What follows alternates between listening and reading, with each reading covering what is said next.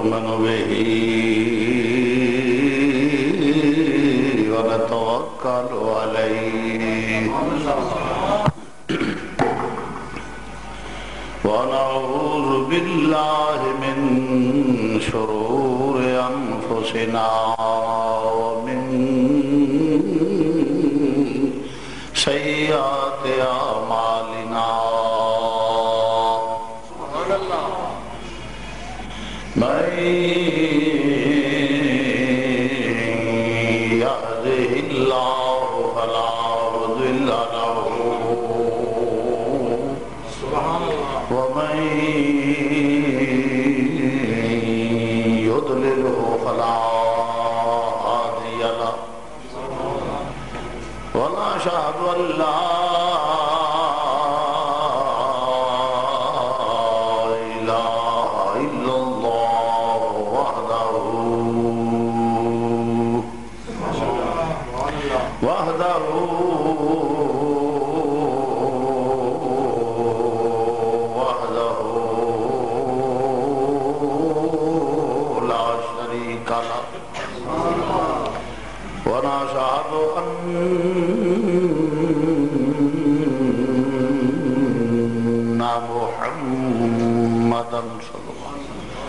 ونشهد أن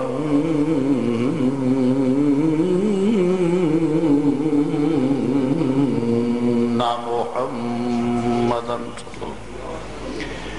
ونشهد أن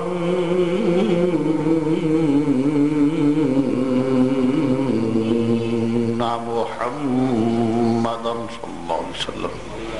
قرة عين بك يا رسول الله صلى الله عليه وسلم عبده ورسوله أما بعد فأعوذ بالله من الشيطان الرجيم بسم الله الرحمن الرحيم فإن آمنوا بمثل ما آمنتم به فقد اهتدوا وإن تولوا فإنما هم في شقاق فسيكفيكهم الله وهو السميع العليم صدق الله مولانا العظيم وبلغنا رسول النبي الكريم ونحن على ذلك من الشاهدين والشاكرين والحمد لله رب العالمين يا رسول الله انظر حالنا يا رسول الله انظر حالنا يا رسول الله انظر حالنا يا حبيب الله اسمع قالنا إنني في بحر غم مغرق خذ يدي ساحل لنا اشكالنا رب اشرح لي صدري ويسر لي امري واحلل عقدة من لساني يفقهوا قولي ان الله وملائكته يصلون على النبي يا ايها الذين آمنوا صلوا عليه وسلموا تسليما درود پاک بابا سے بلند الصلاۃ والسلام علیک یا سیدی یا رسول اللہ وعلی آلک وصحابک یا سیدی یا نبی اللہ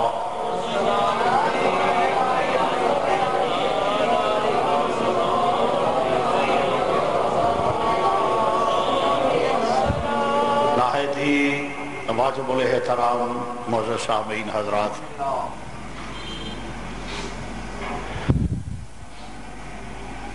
حضور علیہ السلام نے فرمایا میری امت 73 فرقیاں دے وچ تقسیم ہوئے گی، 73 فرقیاں دے اندر تقسیم ہوئے گی، جدے تو سارے دے سارے گمراہ ہون گے، ایک فرقہ ناجی ہوئے گا، ہدایت یافتہ ہوئے گا۔ یا رسول اللہ کیڑا؟ فرمایا جدے چ میں تے میرے صحابہ ہوں گے۔ آپ کے علم میں ہے کہ معمول ہے کہ عید کے بعد چونکہ محرم قریب آتا ہے تو عقائد اور اصحاب رسول کے متعلق معمول ہے ہمارا کچھ عرض کرنا، اس حوالے سے میں اپنی روٹین کے مطابق بیان کر رہا ہوں۔ میں اور میرے صحابہ 73 فرقے جس لئے قوم تقسیم ہوئے گی، اور لفظ نے حدیث دے کہ میری امت، اگرچہ موضوع بہت لمبا ہے، 1 گھنٹہ وقت دے وچ ادا کور کرنا امپاسبل، ممکن تو نہیں ہے، بہرحال پوری کوشش کرتے ہیں کلوز کر کے میں، تاکہ میں کوئی رزلٹ پیش کر سکوں۔ 73 فرقوں میں تقسیم ہوگی۔ اب امت کا لفظ بولا گیا ہے، فرمایا میری امت 73 فرقوں میں تقسیم ہوگی، یعنی وہ 72 گروہ جو 72 ہیں وہ بھی خود کو امتی کہلوائیں گے حضور کا۔ جب امتی کہلوائیں گے تو پھر یقیناً حق والوں سے اختلاف بھی ظاہر ہے، حدیث ہے نا، بے شک بے شک ماشاءاللہ۔ فرمایا میری امت 73 فرقوں میں تقسیم ہوگی،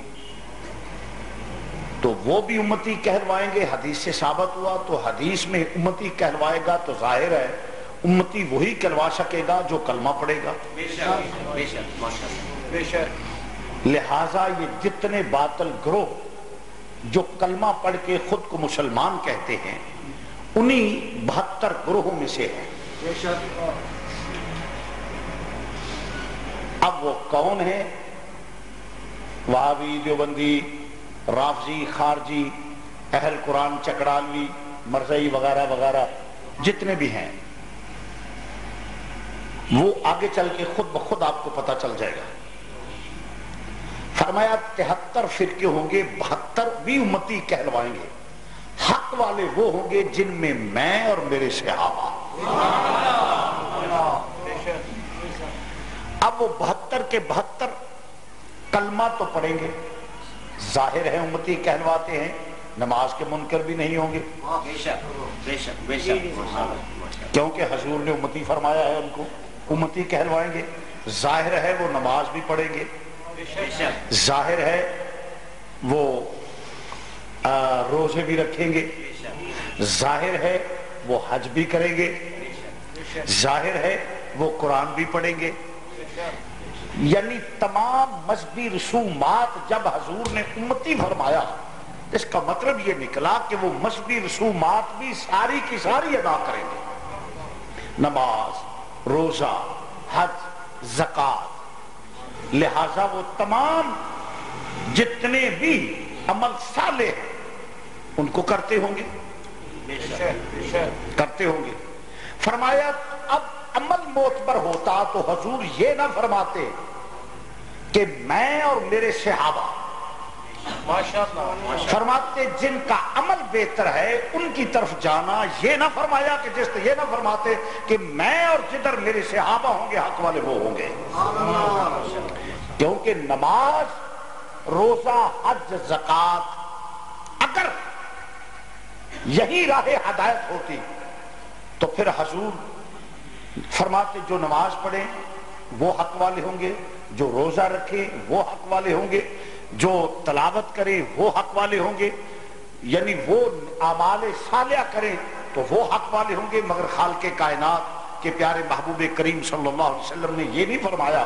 کہ جو اعمال صالحہ کریں، فرمایا جدھر میں اور میرے صحابہ۔ حالانکہ عملی کوتاہیاں صحابہ سے ہوتی رہی، اس پہ میں عرض کیے دیتا ہوں کہ جتنی حدود بنی ہے حضور کی دور میں بنی ہے، زنا کی حدود، چوری کے ہاتھ کاٹ، چور کے ہاتھ کاٹے گئے، زانی کو سنسار کیا گیا، درے مارے گئے،